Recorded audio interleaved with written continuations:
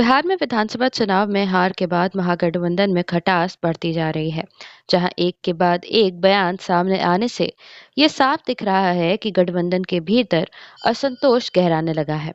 जहां नेताओं ने सामने से भले ही बहुत कुछ ना कहा हो, लेकिन अंदर ही अंदर बयानबाजी की वजह से तनाव भी बढ़ गया है।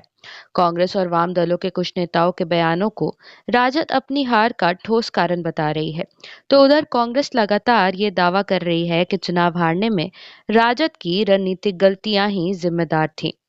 कांग्रेस और वाम दलों ने तो कई मौकों पर हार के लिए राजद को जिम्मेदार ठहराया है और उनका कहना है कि कई इलाकों में राजद के कार्यकर्ता मतदान के दिन बूथों से दूर रहे या फिर नाराज होकर वोटिंग में हिस्सा ही नहीं लिया।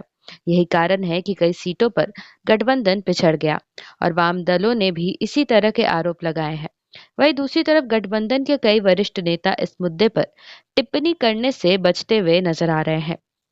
इसके अलावा राजद नेताओं ने भी कांग्रेस पर आरोप लगाया है और कहा है कि कांग्रेस अपनी कमजोरी छिपाने के लिए जिम्मेदारी दूसरों पर डाल रही है।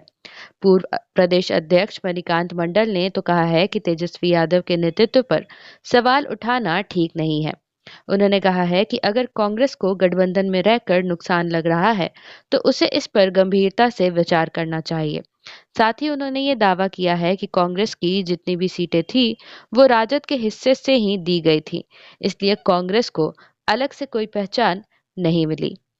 इसके अलावा कांग्रेस प्रवक्ता आशीष नाथ तिवारी ने कहा है कि अगर राजद को कांग्रेस पर इतना ही भरोसा नहीं था तो फिर गठबंधन ही क्यों किया।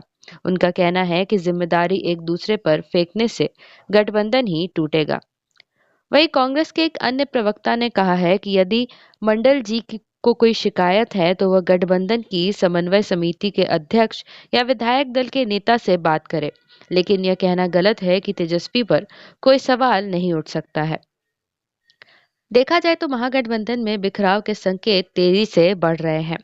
राजद मुख्य विपक्ष की भूमिका में है, जबकि वाम दल और कांग्रेस कमजोर प्रदर्शन से जूझ रहे हैं। कांग्रेस के वोट प्रतिशत में गिरावट साफ दिखी है। वहीं वाम दलों ने भी अब राजद से दूरी बनानी शुरू कर दी है। छोटे दल भी आपस में एक दूसरे पर आरोप लगा रहे हैं और गठबंधन के भीतर बयानबाजी और आरोप प्रत्यारोप इस स्थिति को और भी खराब कर रही है।